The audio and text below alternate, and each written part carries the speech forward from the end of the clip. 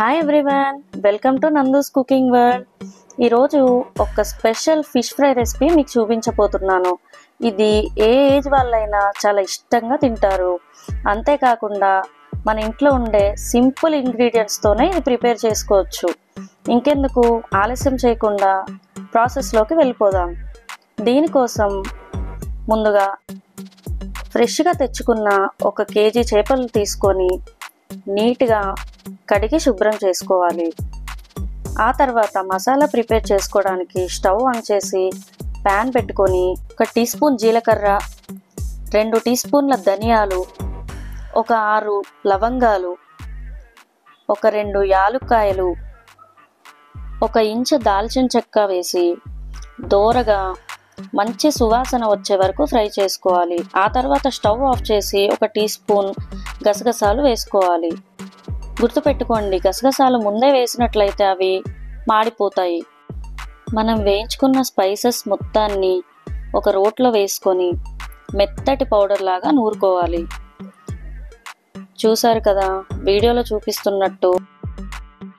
ఇంకా ప్రాసెస్లోకి వెళ్ళిపోదాం. ముందుగా క్లీన్ చేసి పెట్టుకున్న చేప ముక్కలు తీసుకొని 1 టీ స్పూన్ పసుపు, 1 టీ స్పూన్ ఉప్పు, 3 నుంచి 4 టేబుల్ స్పూన్ల కారం వేసుకోవాలి.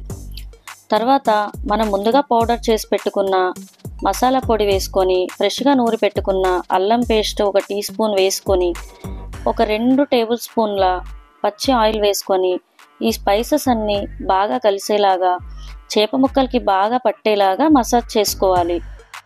ఇలా స్పైసెస్ కలిపేటప్పుడు ఆయిల్ వేయటం వల్ల చేప ముక్కలు ఫ్రై చేసేటప్పుడు ముక్కలు ఆయిల్ ఎక్కువగా పీల్చుకోవు, పైగా క్రిస్పీగా వస్తాయి. ఇలా మసాలాలు పట్టించి 1 గంట పాటు ఫ్రిడ్జ్లో పెట్టుకోవాలి. ఆ తర్వాత స్టవ్ ఆన్ చేసి ప్యాన్ పెట్టుకొని 200 గ్రాముల వరకు ఆయిల్ వేసుకొని హై ఫ్లేమ్ మీద ఆయిల్ని వేడి చేసుకోవాలి. ఇప్పుడు ఆయిల్ వేడైన తర్వాత మనం మ్యారినేట్ చేసుకున్న చేప ముక్కల్ని ఒక్కొక్కటిగా వేసుకోవాలి. ఈ విధంగా ఒక్కొక్కటిగా ఆయిల్లో వేసుకొని ఫ్రై చేసుకోవాలి. ఆయిల్లో ముక్కలను అడ్జస్ట్ చేసుకుంటూ ఫ్రై చేసుకోవాలి. ఈ విధంగా వీడియోలో చూపిస్తున్నట్టు ముక్కలన్నీ ఈవెన్గా సర్దుకొని ఫ్రై చేసుకోవాలి. ఈ ప్రాసెస్ మొత్తం మంటను మీడియం ఫ్లేమ్ మీద పెట్టి ఫ్రై చేసుకోవాలి.